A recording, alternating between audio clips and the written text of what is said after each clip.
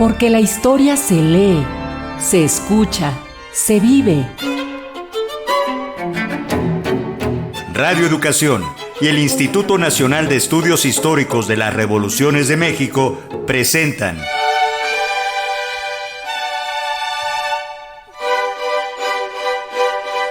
Historia Viva, la voz del pueblo de México.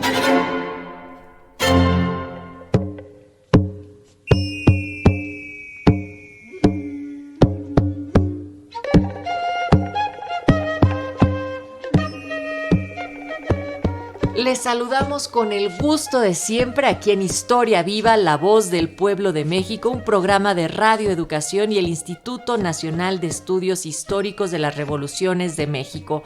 Esta tarde es la primera de este miércoles 2024 y nos da muchísimo gusto no solamente encontrarnos en este espacio radiofónico ya en un nuevo año, en este 2024, sino por supuesto hacerlo de la voz y de la mano de Felipe Ávila, quien es titular del espacio y pues con quienes ya vamos a estar mirando y echando perspectivas hacia todo este 2024 con respecto a los temas importantes para compartir con nuestras audiencias, Felipe. Así es, Natalia, feliz año. Feliz un poco más de emoción porque lo logramos y no solo por eso, Felipe, sino porque hoy vamos a estar compartiendo con nuestras audiencias cómo este año que apenas inicia, pues es año de Felipe Carrillo Puerto, tu tocayo, pero es revolucionario y defensor del Mayab. Y así es como queremos iniciar este ciclo. Así es, Natalia. El gobierno de la República y el Congreso decretaron que 2024 sea el año de Felipe Carrillo Puerto. Me parece que es muy justa esta decisión.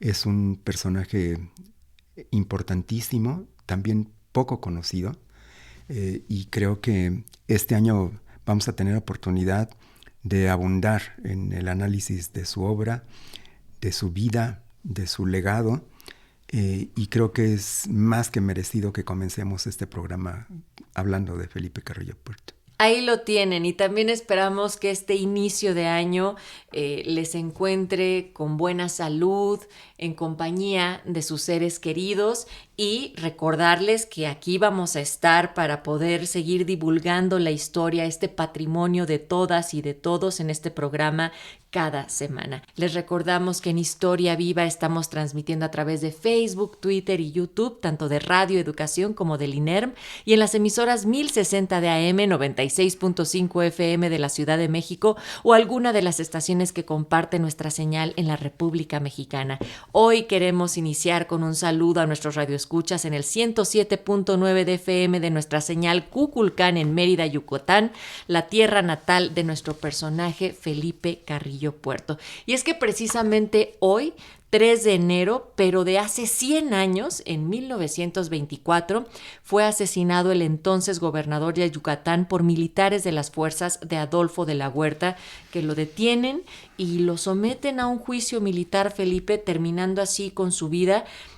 Uno de los motivos que explican la iniciativa presidencial de la cual nos estabas dando cuenta. En efecto, Natalia, el día de hoy se cumplen 100 años de su asesinato en el contexto de una rebelión militar que llevó a cabo más de la mitad del ejército mexicano, que se levantó en armas contra el gobierno del presidente Álvaro Obregón, porque no estaban de acuerdo en que el sucesor de Álvaro Obregón fuera el general Plutarco Elías Calles, y quien encabezó esta rebelión fue Adolfo de la Huerta, uno de los más cercanos colaboradores de Álvaro Obregón y también de Plutarco Elías Calles. De hecho, muchas veces hemos oído hablar de la trilogía sonorense, que estaba compuesta justamente por Álvaro Obregón, por Plutarco Elías Calles y por Adolfo de la Huerta. Los tres fueron políticos importantes, de los más destacados de la Revolución, y los tres fueron presidentes de México. Y en buena medida el México del siglo XX se construye sobre los cimientos que establecieron estos tres sonorenses destacados, porque creo que cuando hablamos de la familia revolucionaria, Natalia, a quien deberíamos de ubicar como los padres fundadores de la familia revolucionaria que gobernó a México durante buena parte del siglo XX, fueron estos tres personajes, Obregón, Calles y de la Huerta. Entonces, en ese contexto de la rebelión de la Huertista, en donde se levanta en armas más de la mitad del ejército, Álvaro Obregón deja la presidencia de la República para encabezar a uno de los contingentes militares y en unos cuantos meses logran desactivar la rebelión. Y sin embargo, una de las consecuencias trágicas de esta rebelión fue el asesinato de Felipe Carrillo Puerto, que era entonces gobernador de Yucatán, que desde luego se alineó defendiendo al gobierno de Álvaro Obregón, combatió a los rebeldes insurrectos. Sin embargo, fue traicionado y con el apoyo de la oligarquía yucateca, con la que había estado tan enfrentado, es algo que veremos aquí en este programa, infortunadamente fue capturado y fue enjuiciado y fue fusilado en un día como hoy hace 100 años. Entendamos más sobre el contexto de la situación postrevolucionaria de esos primeros años de la década de 1920 en el sur de nuestro país. O sea, todas las condiciones que se dieron para poder ubicar esto que mencionas y el papel de Carrillo Puerto y posteriormente Álvaro Obregón. Bueno, el sur de México, al que se asocia casi automáticamente la península de Yucatán, es una región muy peculiar. Es una de las principales zonas en donde se estableció la cultura maya. Toda la península y Chiapas y buena parte de Centroamérica está llena de la importancia de la cultura maya hasta la actualidad. Y durante la colonia y en el siglo XIX fue una región muy conflictiva porque desde la colonia se estableció una sociedad absolutamente dividida en castas, en donde los blancos, terratenientes, colonizadores, dueños de la política, de la economía, de la religión, pero también de las vidas de la población indígena, establecieron una de las sociedades más opresivas, más racistas, más despectivas de toda la historia colonial. Ahí se concentraron algunos de los odios más profundos contra la población indígena y de las prácticas más infames en contra de ellos.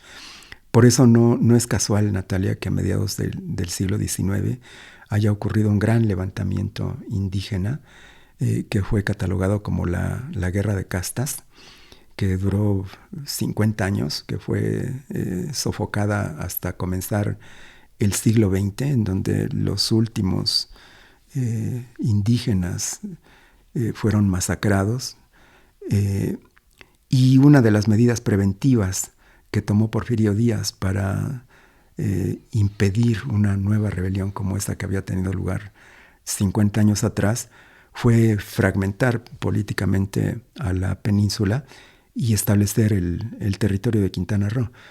Se lo quitaron a Yucatán para que fuera la federación y el ejército federal el que tuviera el control directo sobre esa que había sido una de las zonas más conflictivas en la Guerra de Castas y donde se habían refugiado los últimos insurrectos. Esa decisión de crear el Estado, bueno, no el Estado, el territorio de Quintana Roo, provocó divisiones en la oligarquía yucateca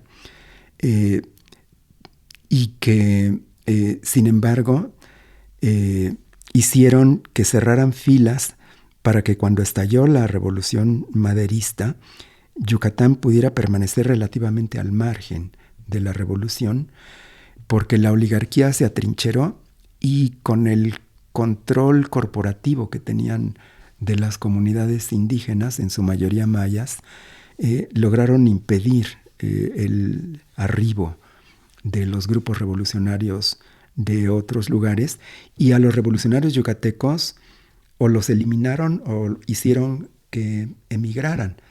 Por ejemplo, Pino Suárez, aunque había nacido en Tabasco, fue 2 veces gobernador de Yucatán y fue uno de los personajes más importantes de la primera etapa de la revolución, que fue ultimado junto con Francisco I. Madero.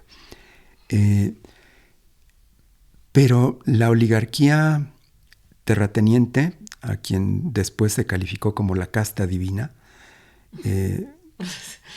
estos hijos criollos de los españoles conquistadores, colonos, que habían mantenido 400 años la dominación sobre los mayas, lograron resistir hasta 1915.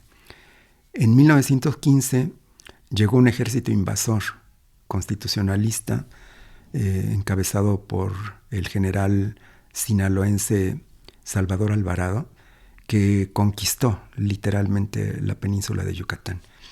Logró vencer a las fuerzas armadas que habían construido los oligarcas yucatecos de Campeche. Establecieron gobiernos revolucionarios. Salvador Alvarado fue comandante militar y gobernador provisional de Yucatán. Y ahí realmente hasta 1915 fue cuando comenzó la revolución en la península. Salvador Alvarado es un personaje también excepcional, de las gentes más ilustradas, mejor preparadas en términos de formación política, ideológica, dentro del constitucionalismo, con ideas más avanzadas, más progresistas. Es uno de los precursores del socialismo en México y particularmente en Yucatán. Y cuando fue gobernador de Yucatán llevó a cabo iniciativas muy importantes, como los primeros congresos pedagógicos para reformar la educación en la península, de la que estaba completamente al margen la enorme población indígena maya. Ahí se celebran los dos primeros únicos congresos feministas en 1916, impulsados por Salvador Alvarado. Crea 7 leyes famosas para transformar las relaciones sociales y económicas en Yucatán.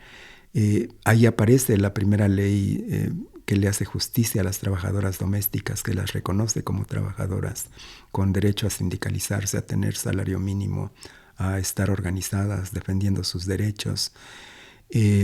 Crea escuelas para la población maya. Y en este contexto es en donde surge una figura igual de relevante, que es autóctona, que es precisamente la de Felipe Carrillo Puerto.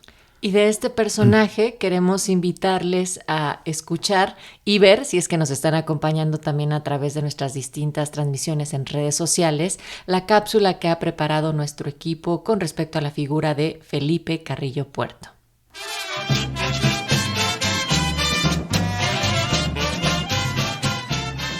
Felipe Carrillo Puerto nació el 8 de noviembre de 1874 en Motul, Yucatán. Sus padres, Adela Puerto y Justiniano Carrillo, administraban una ferretería y un pequeño billar con 2 mesas. Motul era un pueblo próspero, con vida cultural y deportiva, resultado del progreso y de las comunicaciones ferroviarias, su vínculo con el resto del país y marítimas que le permitían conocer los avances tecnológicos y políticos de diversas partes del mundo. El niño Felipe aprendió a hablar maya. Siendo joven, trabajó como caballerango en una hacienda de Campeche. Poco después fue maquinista del ferrocarril de Yucatán. En Mérida se enamoró de la joven María Isabel Palma y se casó en 1901. Por algún tiempo transportó mercancías por los pueblos de la zona. Esta labor le permitió conocer y admirar el esplendor de las ruinas de Chichén Itzá.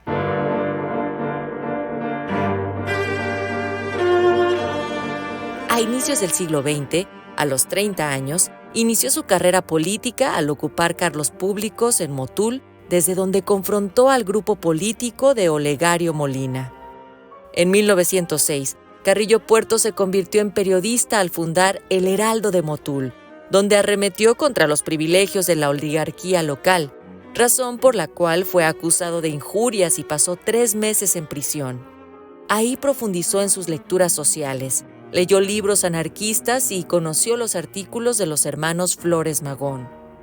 Colaboró con el antirreeleccionismo campechano y viajó a Nueva Orleans para entrevistarse con Francisco I. Madero. Triunfante el maderismo, en Yucatán, los grupos locales chocaron y se inconformaron con los resultados electorales que dieron el triunfo a Pino Suárez.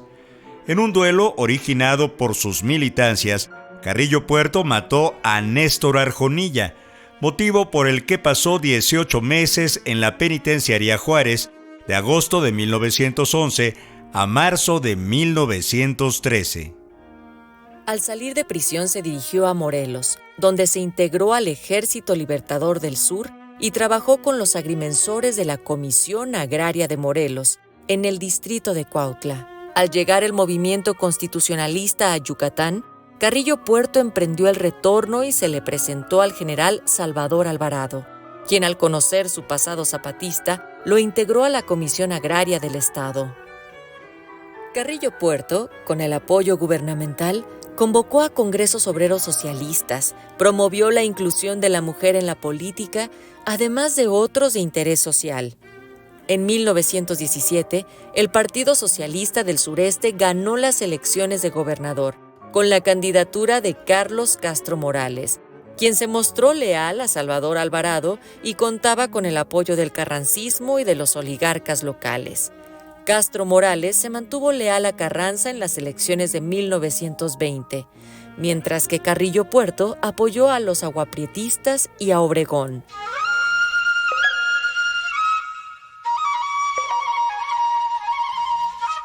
En noviembre de 1921, Carrillo Puerto ganó las elecciones y asumió la gubernatura de Yucatán el 1 de febrero de 1922.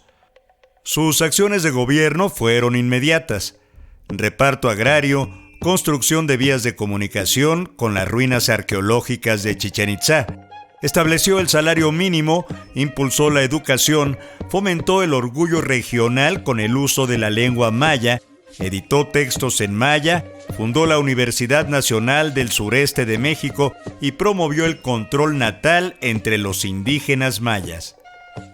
Se rodeó de mujeres progresistas como su hermana Elvia Carrillo y Rosa Torres. Se enamoró de la periodista estadounidense Alma Reed, autora de la autobiografía Peregrina. El dragón rojo, con ojos de jade, sobrenombre que la casta divina yucateca le había puesto a Carrillo Puerto, fue fusilado en Mérida, junto con otros compañeros y 2 hermanos suyos, el 3 de enero de 1924.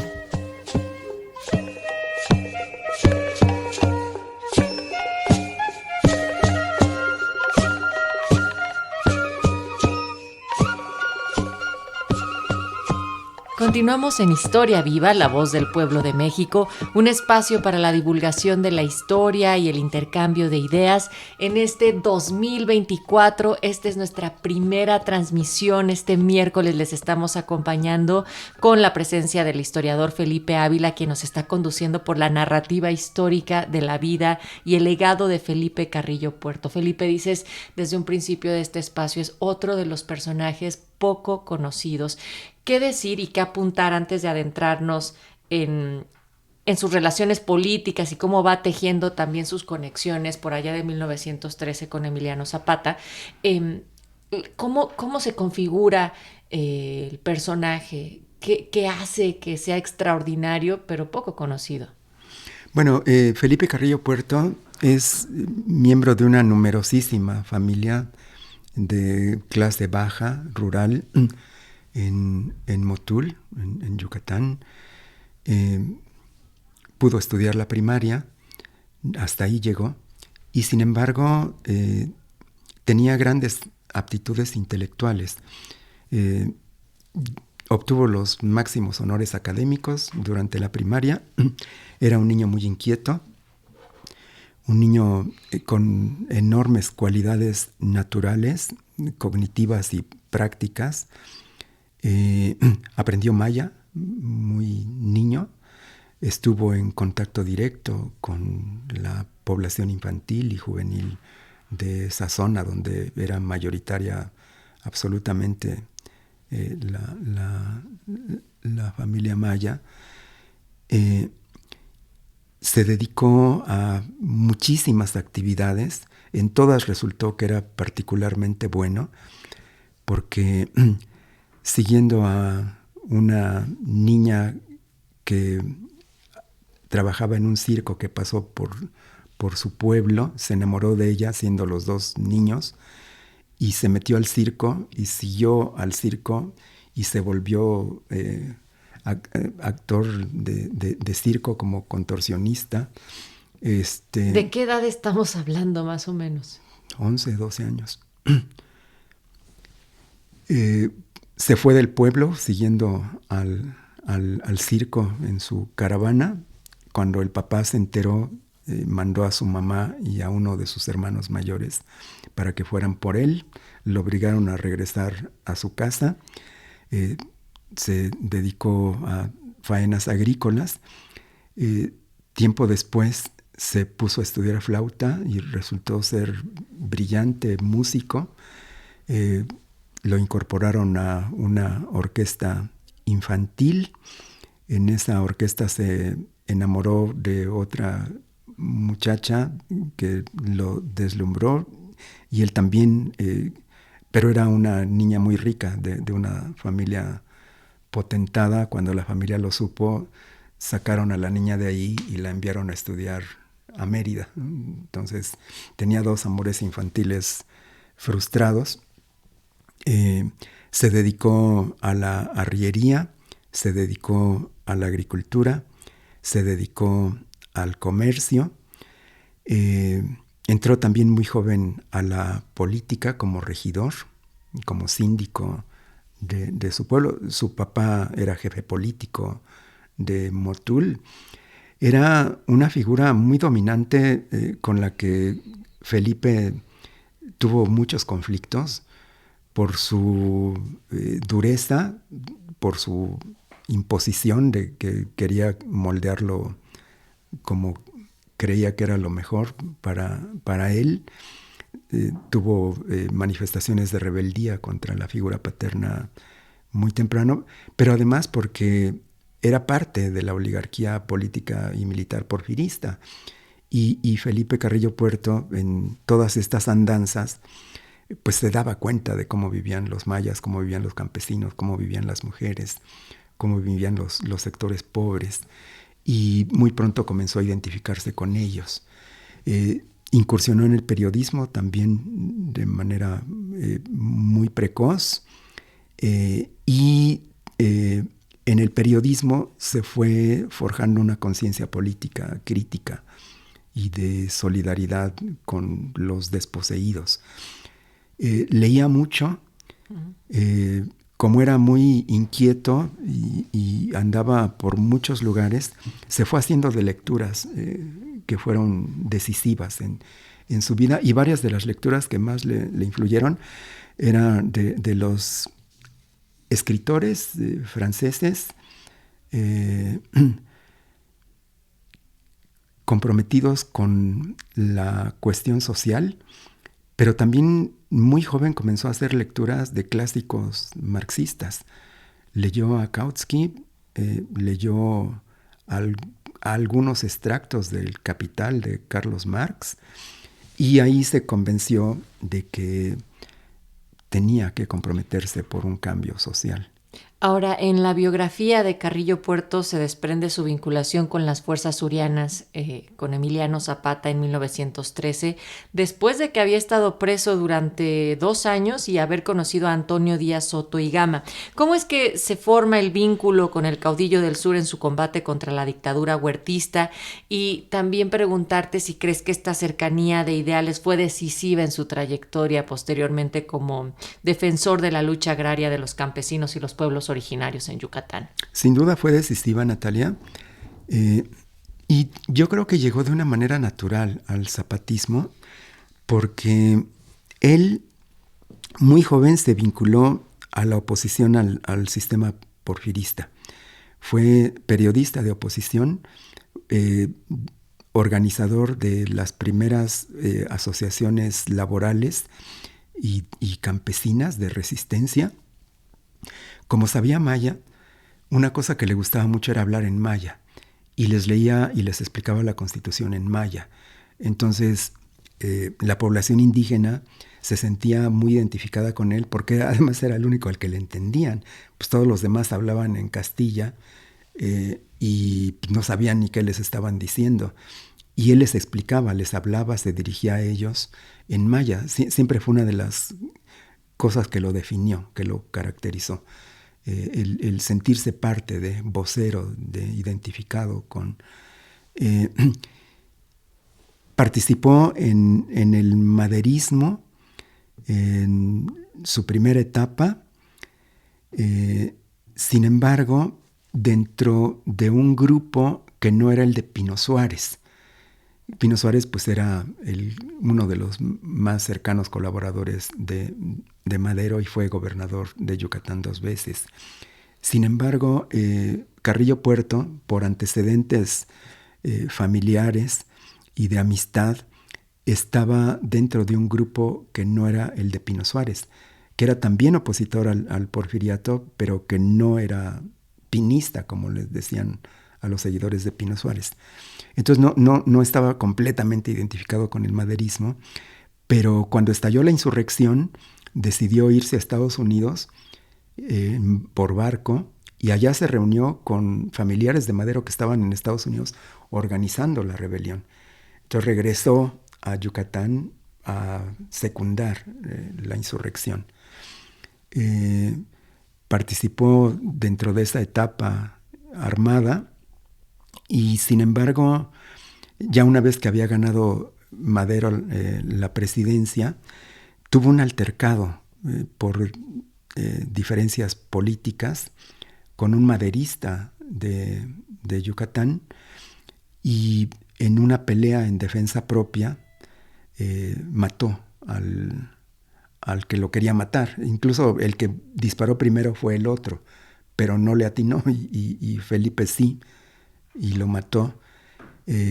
Pero él se entregó a la justicia, no huyó, fue a reconocer su asesinato y estuvo 2 años en prisión. Salió en 1913, se fue a Estados Unidos, y cuando regresó a México, a Yucatán, se enteró de lo que estaba haciendo Emiliano Zapata, le llamó la atención y quiso ser parte del zapatismo. Se dirigió a Morelos, se entrevistó con Emiliano Zapata. Emiliano Zapata lo nombró representante de una comisión agraria de Cuautla, que junto con egresados de la Escuela Nacional de Agronomía estaban realizando la reforma agraria en el territorio zapatista. Ahí conoció a muchos estudiantes de Chapingo que estaban también haciendo sus pininos en la lucha social con el zapatismo. Y sin embargo, en 1915 se dio cuenta de que en Morelos ya había un Emiliano Zapata, pero que no había alguien parecido en Yucatán. Consideró que, además, él era blanco, alto, fornido, de ojos azules, casi güero. Pero los zapatistas no eran así. Entonces siempre lo veían como intruso, como extraño. Él en el zapatismo aprendió la esencia de la lucha agraria, del pensamiento zapatista. Eso que vivió en Morelos después lo replicó en Yucatán. Incluso varios de sus compañeros que estuvieron en las comisiones agrarias con Zapata en Morelos se los llevó a Yucatán años después, cuando él fue gobernador. Entonces sí, ahí adquirió su ideología agrarista, su compromiso con la reforma agraria, con la lucha de los campesinos y con lo que representaba Emiliano Zapata para los campesinos de México. Y después de ese contacto, pues también se ve muy entusiasmado por las reformas que emprendió el gobernador socialista en ese entonces, Salvador Alvarado, del cual también ya nos contabas, y fue dirigente del Partido Socialista del Sureste, legislador y primero gobernador interino y después gobernador electo del estado. Ayúdanos a descifrar este meteórico ascenso que tuvo el revolucionario motuleño. Sí, cuando consideró que ya no podía ayudarles más a los zapatistas y que tenía que regresarse a Yucatán, ya estaba Salvador Alvarado en el poder y Emiliano Zapata estaba guerreando contra el constitucionalismo, eran enemigos mortales. Y todos los generales constitucionalistas, si agarraban a un zapatista, lo fusilaban. Y el único que no los fusilaba era Salvador Alvarado. Él, cuando se dio cuenta de todas las reformas que estaba emprendiendo Alvarado en Yucatán, quiso contribuir a eso y se fue con ese objetivo de sumarse al equipo de Salvador Alvarado. Pero cuando llegó a Yucatán, pues se dieron cuenta de que era zapatista, de que había estado con Emiliano y lo metieron a la cárcel. Estuvo en prisión y algunos de sus hermanos sí trabajaban con Salvador Alvarado y trataron de explicarle que no era un peligro para la revolución en Yucatán, sino al contrario. Le hablaron bien de Felipe y Salvador Alvarado aceptó que se lo trajeran de la prisión para hablar con él. Entonces, estando preso, lo llevaron a hablar con Salvador Alvarado y ahí, desde la primera plática, se convenció de que era uno de los suyos. Y de ahí lo absolvió, le quitaron los cargos que tenía, porque además no tenía cargos, porque ser zapatista... Salvo ser zapatista. Ajá. Ya había purgado su condena por el asesinato y lo nombró para que organizara las comisiones agrarias en Yucatán, que la experiencia zapatista la replicara en Yucatán. Y se puso a hacer eso. 15, 16 estuvo al frente de las comisiones agrarias en Yucatán. Son los años en donde Salvador Alvarado consolida su liderazgo en la península, hace las más avanzadas reformas de todo México en 15 y en 16, porque en 15 derrotaron a Villa y a Zapata y ya se volvieron experiencias muy locales, pero a nivel nacional estaba habiendo transformaciones en Veracruz, en Tamaulipas, en Michoacán, en Tabasco, pero las más avanzadas eran las que estaban llevándose a cabo en Yucatán, porque Salvador Alvarado era quizá, si no era el más radical, era uno de los más radicales líderes del constitucionalismo. El problema fue que ahí comenzó a crear su propia estructura política porque él quería ser no gobernador interino, sino gobernador constitucional. Pero en la Constitución de 1917, que se aprueba el 5 de febrero, se prohíbe la reelección. Entonces, todos los que habían sido gobernadores interinos no podían reelegirse. Y eso dejó fuera a Salvador Alvarado, porque además Venustiano Carranza, que ya era presidente constitucional, no veía con simpatía las reformas sociales que estaba llevando a cabo Salvador Alvarado en Yucatán y aprovechó para deshacerse de él. Alvarado permaneció en Yucatán, era una figura relevante, pero entonces comenzó a darle la responsabilidad a una nueva generación. Y en esa nueva generación Felipe Carrillo Puerto aprovechó la oportunidad y se convirtió en el más importante líder de la revolución en Yucatán. Él ya había logrado ser diputado, incluso fue diputado constituyente, pero no pudo asistir, era suplente. El diputado propietario por Yucatán no asistió y Felipe Carrillo tampoco asistió al Congreso, pero hubiera estado entre los firmantes de la Constitución. Pero no logró llegar a Querétaro nunca. Y cuando Salvador Alvarado es hecho a un lado, se elige a un gobernador interino, que era el presidente del Partido Socialista de Yucatán, que había creado Salvador Alvarado. Y cuando nombran al presidente del partido gobernador interino, a Felipe Carrillo Puerto lo nombran presidente del Partido Socialista Yucateco en 1918. Después es gobernador interino y a partir de ser presidente del Partido Socialista, que después lo transforma no en Yucateco, sino del sureste, uh-huh, y de sus gobiernos en Yucatán, consolida uno de los experimentos sociales, yo creo que más avanzados, quizá el más avanzado después del zapatismo en la Revolución Mexicana, porque lo que hicieron Salvador Alvarado y lo que hizo después Felipe Carrillo Puerto en Yucatán, en términos de reforma agraria, en términos de leyes laborales, en términos de defensa de los derechos de las mujeres, de los indígenas, de la educación para los mayas, de la creación de una estructura en manos del Estado, de la principal riqueza de Yucatán, que era el Enequén, creo que no tienen parangón. ¿Y qué condiciones existieron para que pudieran darse esos avances, como ya destacas, tanto en Yucatán como comparado con lo de Morelos? Bueno, yo creo que lo más importante es que la gente hizo suya esa propuesta, que Zapata tuvo un enorme respaldo popular en Morelos, en Guerrero, en Puebla, en toda la zona zapatista, y ese mismo respaldo lo tuvieron Salvador Alvarado, pero todavía más Felipe Carrillo Puerto, porque creo que Salvador Alvarado nunca pudo yucatanizarse.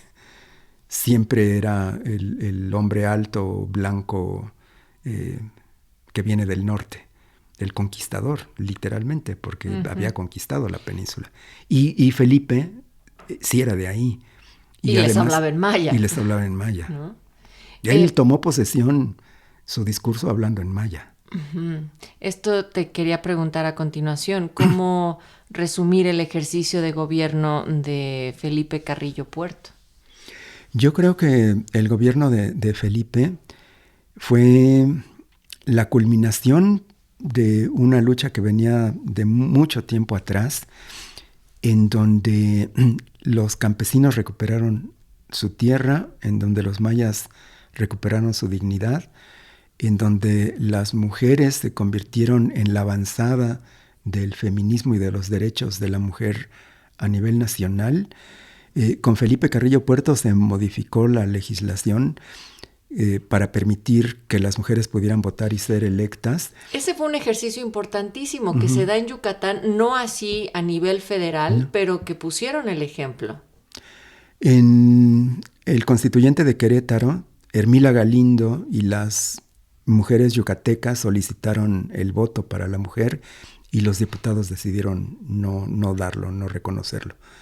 De una manera muy prejuiciada, consideraron que las mujeres iban a votar por los conservadores, que iban a poner en riesgo los avances revolucionarios, y de una manera muy ambigua establecieron en el artículo 34 que eran ciudadanos mexicanos quienes hubieran nacido en México, que tuvieran un modo honesto de vivir, que fueran mayores de 18 años si estaban casados, o de 21 si eran solteros, pero sin especificar que eran hombres. Lo dejaron así en la ambigüedad. Félix Palavicini, uno de los diputados más cercanos a Venustiano Carranza, dijo, oigan, no podemos dejar ese artículo con esa ambigüedad, porque las mujeres van a pensar que están incluidas ahí, que pueden ser ciudadanas. Hay que decir que son ciudadanos solo los hombres, no las mujeres. Porque si no, vamos a ver que van a querer lanzarse a competir en las elecciones, que fue lo que hizo Hermila Galindo. Hermila Galindo, aprovechando esta ambigüedad, dijo, aquí no se dice que las mujeres no podemos, se dice que somos ciudadanos. Hizo una campaña, se presentó a votar, ganó en su distrito, y sin embargo el colegio electoral dijo, no, las mujeres no son ciudadanas, los ciudadanos nada más son los hombres, nomás que no quisieron ponerlo explícitamente en la Constitución. Bueno, con Felipe Carrillo Puerto, las mujeres yucatecas lograron cambiar la Constitución local para quitar eso y decir que sí, que las mujeres sí tenían derecho a votar y ser votadas. Y me gustaría, aprovechando esto, Natalia, pues hablar un poquito también de Elvia Carrillo Puerto. Yo creo que este año no debemos nada más conmemorar a Felipe, también debemos conmemorar a Elvia, una mujer extraordinaria, precursora, comprometida, feminista, luchadora, iluminadora, y una de las primeras mujeres mexicanas en ganar una diputación. Ella, junto con otras dos mujeres, son las primeras diputadas mexicanas. Y sin embargo, pues esta rebelión de la huertista que asesinó al gobernador Felipe Carrillo Puerto, pues también puso en una encrucijada a las mujeres porque las persiguieron. Elvia y sus otras compañeras tuvieron que esconderse, tuvieron que huir y poquito después echaron atrás esa legislación prohibiéndole a las mujeres su participación en la política. Y a manera de breve paréntesis sonoro o radiofónico, ¿también no te parece que con el personaje de Elvia se le da, a veces se le resta un poco del mucho crédito que tendría que tener para la historia, no solo de las mujeres, sino de nuestro país, debido a su relación con Felipe Carrillo Puerto y a las atribuciones que se le dan de privilegio y de los contactos políticos con los que contaba en ese momento? Sin duda, Natalia. Hay mucha gente, hombres y mujeres muy poco conocidos, que deberíamos de hacerles justicia, y Elvia es una de las grandes mujeres que nos deben una biografía. Le debemos nosotros una biografía, le debemos escritos, debemos análisis, reflexiones, homenajes, porque este país que hoy tenemos no se hubiera podido construir sin lo que ellas y ellos hicieron. Ahora, yo sé que ya estamos en 2024, pero si ustedes echan un clavado en todos los programas de Historia Viva del 2023, encontrarán también programas especiales dedicados a Elvia Carrillo Puerto. Bueno, cerrando ese paréntesis, Felipe, vámonos a este episodio en el estallido de la rebelión de la huertista y su infortunada muerte. Pues sí, la rebelión estalló desde los altos mandos del ejército triunfador de la revolución. Muchos de los compañeros con los que Obregón y Calles habían derrotado a Villa y a Zapata se levantaron en armas. No estaban de acuerdo en que Plutarco Elías Calles fuera presidente de México. Calles nunca había sido un gran militar. Había otros generales constitucionalistas con muchos mayores méritos y ellos lo sabían. En Calles reconocían una gran sagacidad política, pero sobre todo una gran capacidad para la intriga. No les gustaba que siempre hubiera estado tras bastidores, en la penumbra, en las intrigas palaciegas. A Obregón sí lo respetaban, pero a Calles no. Para el ejército, para buena parte de los altos mandos del ejército que ganó la revolución, era una afrenta poner a Plutarco Elías Calles en la presidencia. Y todos ellos se levantaron en armas y pusieron al único que no era militar, que era Adolfo de la Huerta, al frente de la rebelión. Pero fue una rebelión que comenzó llena de equívocos, de errores, de desorganización, de falta de liderazgo en las regiones, y Obregón, que era pues el general invencible, muy pronto diseñó una estrategia militar para acabar con los focos mayores de la rebelión, y una vez que derrotó a los dos principales contingentes militares, pues el resto cayó como fichas de dominó. Una rebelión que parecía ganadora cuando estalló, en unos cuantos meses se desinfló. Y esta es una de las cosas que también se le critican mucho a Obregón, que cuando ya había derrotado a la rebelión, cuando ya estaban desarmados, cuando ya estaban presos, no tenía por qué haberlos fusilado, y sin embargo los fusiló a todos. Y a los que no habían caído presos, ordenó una cacería para encontrarlos, que fue lo que le pasó a Felipe. Felipe fue depuesto, tuvo que huir, quiso irse a La Habana en una embarcación. Cuando se dieron cuenta de que iba para allá, lo persiguieron.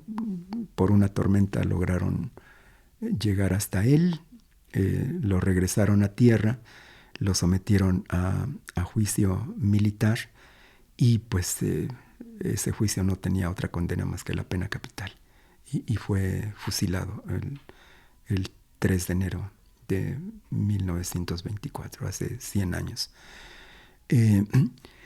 Lo que no le perdonaban a Felipe era que hubiera organizado las ligas de resistencia agraria. Las comunidades campesinas, sobre todo mayas, tenían una organización regional. Lo que no tenían era armas. Si hubiesen tenido armas, es posible que no hubieran apresado ni fusilado a Felipe. Pero a diferencia de otras ligas de comunidades que sí estaban armadas, como en Veracruz, como en Michoacán, como en Tamaulipas, que fueron estas ligas agrarias las que le ayudaron a Obregón a derrotar la rebelión militar, en Yucatán no estaban armadas. Este fue un error muy costoso. Pero lo que no le perdonaban era eso, que hubiera organizado a los campesinos, que hubiera organizado a los mayas, que hubiera contribuido al avance de las luchas de las mujeres por sus derechos. La lucha contra los terratenientes enequeneros. Sí, eso es lo que no le podían perdonar. Y por eso fue una venganza de la casta divina. Es que hasta dices casta divina y me parece increíble que además se haya nombrado de esa forma. Sí. Y bueno, pues ahí terminó la experiencia del socialismo yucateco, pero creo que es una de esas experiencias regionales que vale la pena conocer y que vale la pena rescatar, porque yo creo que muchas de las cosas que hicieron son legítimas, son importantes, fueron conquistas que después tuvieron que retomarse porque hubo un retroceso, pero yo creo que muchas de estas luchas locales que fueron derrotadas por las oligarquías, que fueron derrotadas por quienes traicionaron la revolución, fueron recuperadas por el cardenismo. Yo creo que el cardenismo es la culminación de todas esas luchas que se quedaron a medias, pero que no hubiera sido posible el cardenismo sin esas conquistas anteriores. Como antecedentes para los movimientos obreros. Sí. Felipe, ya que hemos mencionado que este 2024 será año de Felipe Carrillo Puerto Revolucionario y defensor del Mayab, ¿qué aspectos o líneas centrales te gustaría que se aborden o que la gente que nos escucha tenga en la memoria cómo transcurra este año reflexionando en este personaje? Uno, desde luego el compromiso con las luchas agrarias, con las luchas indígenas, con las luchas de las mujeres, desde abajo, no como imposiciones, sino como saber escuchar, saber entender y saber apoyar y respaldarse en esa movilización popular, en esos sectores pobres, en esos sectores excluidos. Desde el gobierno, impulsar esas luchas, respaldarlas, pero también darles sentido, darles institucionalidad, darles legitimidad. Yo creo que la reforma agraria, la defensa del territorio, la defensa de la naturaleza, la defensa de las lenguas, la defensa de las costumbres, de las tradiciones, de las formas de organización de las comunidades indígenas y campesinas, tuvieron en Yucatán uno de sus ejemplos más avanzados a nivel nacional y poco conocidos. Porque además creo que es de esos pocos ejemplos que sí tienen vínculos con un proyecto socialista. Porque creo que ese ha sido uno de los grandes faltantes en la historia mexicana. Que sí ha habido muchas conquistas, muchos avances, pero son dentro del sistema capitalista.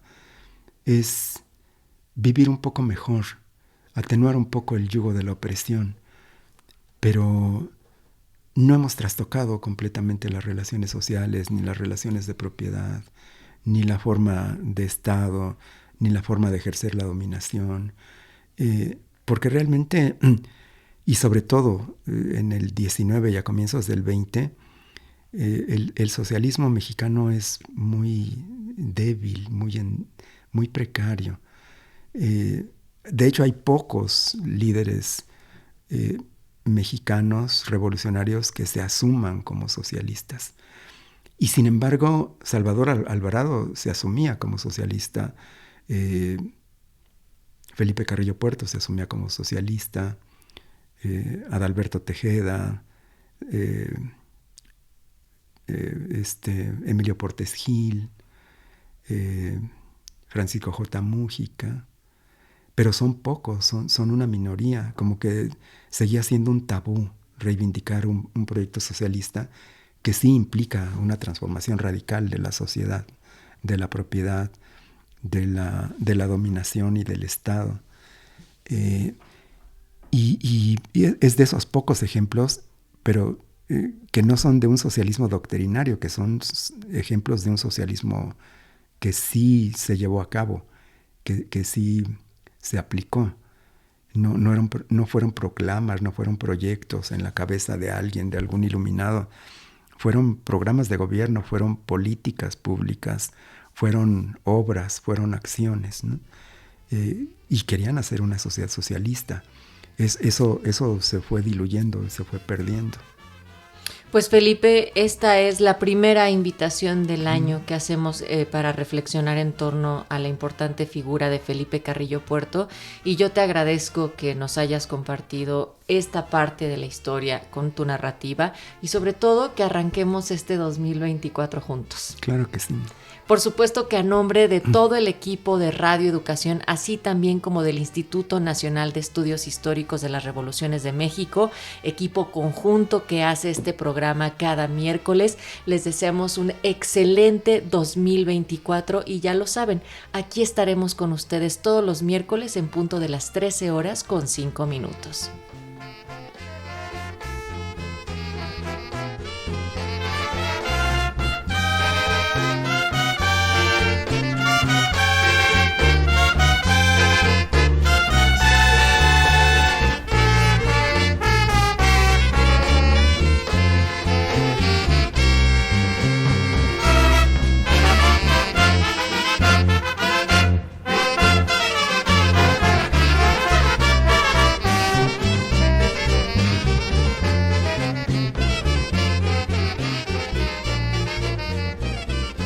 Participamos en este programa por Radio Educación Oscar Guerra, Ivette Mota, Laura Viadas, José Ángel Domínguez, Alma Lilia Martínez, Tania Nicanor, Sureli Acevedo, Ayrton Rivera, Francisco Aguilar y Roberto Hernández.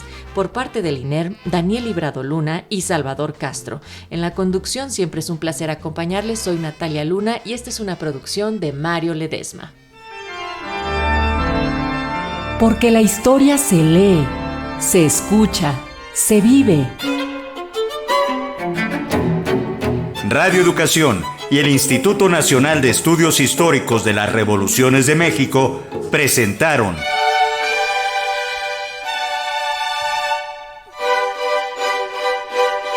Historia Viva, la voz del pueblo de México.